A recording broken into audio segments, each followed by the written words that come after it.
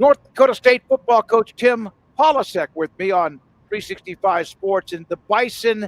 And anytime I love what the program has done. With Craig Bohl, Chris Klieman, everything as well, and what you did in winning the national title last year against a good buddy of yours at Montana State. What does, in your opinion, Bison football represent? It represents, if you're going to use the term represent, it represents a storied tradition. I think our program has a great deal of respect for anybody that's played here, but most certainly anybody that's won a championship or have led the program. It's kind of interesting that we start here because in our program, we don't spend a lot of time with recruits talking about, you're the lifeblood of the program. You're everything to the program. Yep. It's actually, quite frankly, it's the opposite. We talk about the DNA of our program, our institution, our athletic department. It's always about the former Bison and really paying respects to how they did things, the standards that they've laid down. And so you kind of got to earn the right to be a guy that gets to put the emblem on your helmet and the stripes. So I think our program represents a great deal of tradition, a winning culture. And, we have a saying around here, better people make better Bison. And I think we represent that as well as anybody. We just won the academic award for the Missouri Valley Football Conference. And quite frankly, that's kind of been a theme as we've improved and continued to try to win games. Our team GPA has always gone up. I heard Steve Sarkisian at Texas mention that when he took over, their GPA was very low and they were 5-7. Next year it went up. And they went to a bowl game. The next year it went up, and now it's higher than it's been. And, of course, they're loaded, and we know that, and they have a lot going for them. But it does seem like it matches the dedication, commitment to being more than a football player. It's everything that you read in books and hear from leadership. It's hard to be I read some, and, I read this book called The One Big Thing, right? Like, you got to pick the one thing you want to be great at. But not too many people that achieve their full potential are weak in every other area. It's like socially, academically, and on the football field for us, we want to compete and prove and be tough as hell. And then we want to work to reach our full potential in all those areas. And that's kind of the things that we talk about. But I just think there's a direct correlation with, hey, do the next right thing. You have been a part of that program for quite some time, and then left, went to Wyoming. Craig Bohl was there. He's now here in Waco at the American Football Coaches Association. What kind of influence has he had on your career? Well, when I talk about, all the people that have impacted my past, I most certainly refer to him as my mentor. He's a father figure for me. I know we're not going to be on this call long enough to talk about all that impact, sure. But I came here in 2006, didn't have a whole lot, and he gave me just a small chance. But every year he rewarded me with a little responsibility and a little bit of cash. I think in my third year here, I was making $18,000 total. But he really helped to develop me off the field, how to communicate with boosters, how to act at a dinner, how to, taste wine or have a bourbon. Even those things I think about. Very much a father figure for me. And then, he's so instrumental in where North Dakota State's at today in the Division I era, because we're still following his baseline structure, baseline fundamentals of the program, and principles are still a lot of Craig Bohl things. And we don't want to deviate from that too far. He's an unbelievable leader. He's a great CEO for programs and for people. I really have a great deal of respect, and moreover, I love the man. So how do you make sure that success with all these national titles and even more, all that, the wins, that the people or the underclassmen, the younger players don't take that for granted? Yeah, we just had a freshman retreat where I go out and I spend about 4 hours with them or so. And I said, let's not get it twisted. You were recruited off all the success, but you haven't done a damn thing yet. But when I get to really thinking about it, you want to talk to each individual in today's game, right, about their legacy and what they're trying to leave and what they're trying to accomplish. Fighting complacency for us is just kind of a everyday, regular day thing, probably since 2012 or 13 when we went back to back. And then I'll even take it a step further. We've won 17 national titles as a program. I I never get on one of these calls. I always want to do the best I can to pay respect to the teams in the 60s, the teams in the 90s. I mean, this is a winning program, and we want to be respectful of that.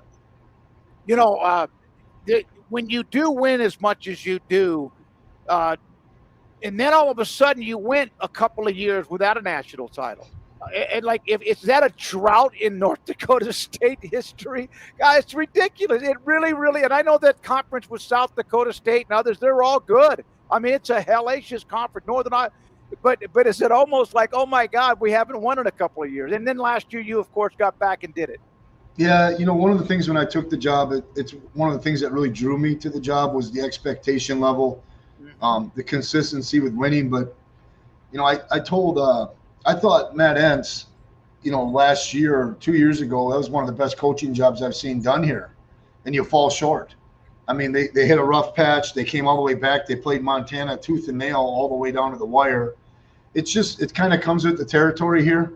You're a little bit of a product of all the past success. And so what we try to do is really eliminate distractions and focus on our football team, eliminating the big mistakes in games that could get you beat, and then really focus going on 1-0. And can we reach our full potential somewhere in the middle of November, at the end of November? Can we hit our stride and be playing our best football? And it sounds cliche, but it's been really positive for us to focus on a 1-0 mentality.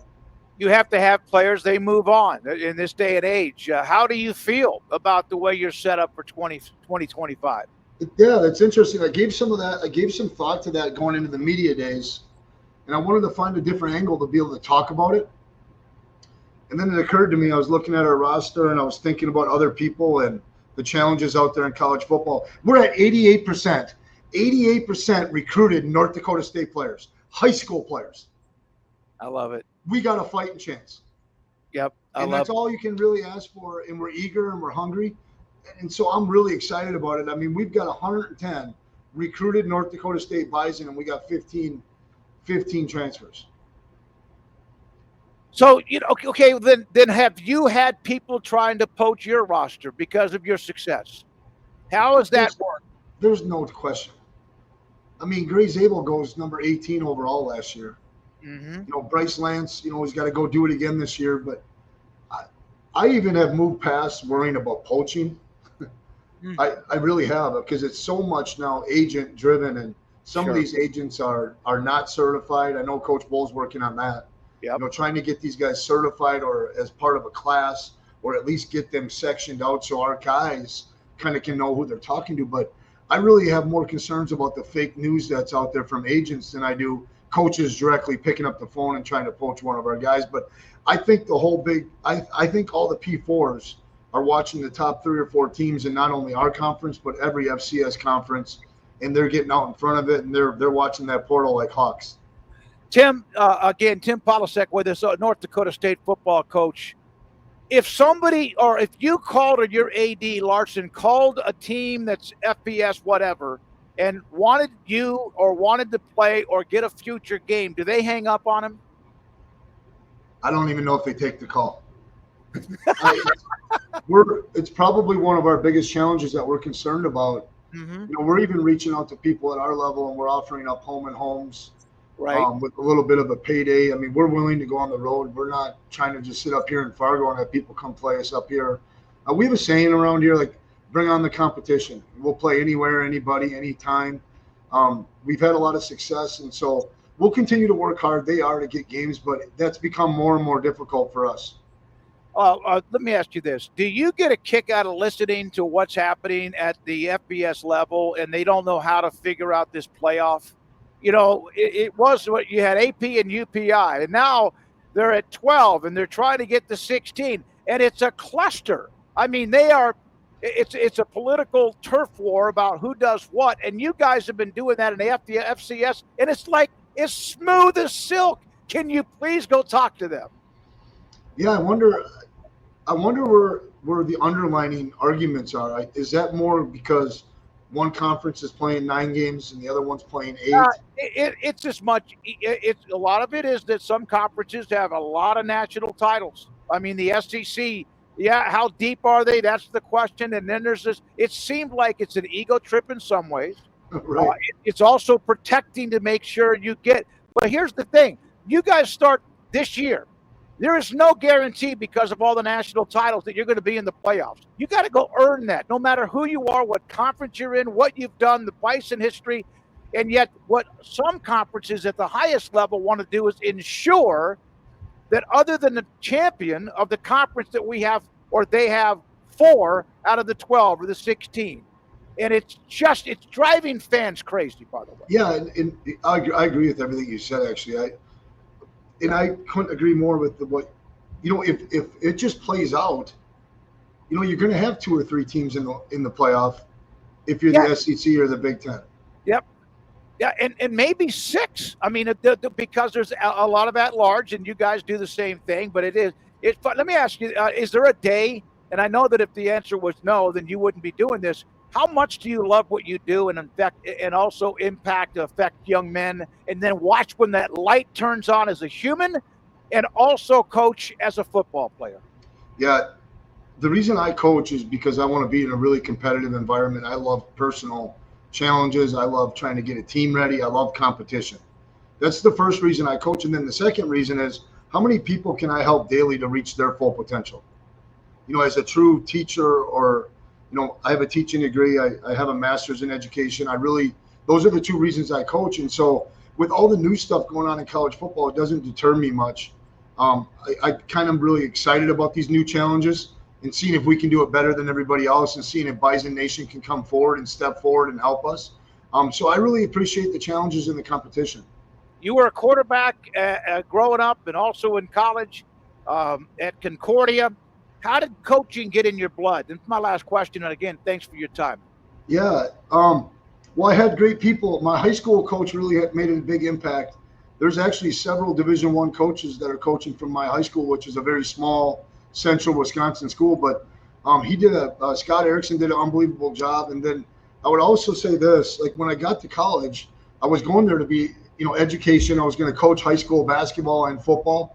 And then what I realized is, man, high school was fun, but I really liked the intensity level of college football and the teaching and the meetings. And I wanted that to be my classroom. So from the time I was about 16, I knew I wanted to teach.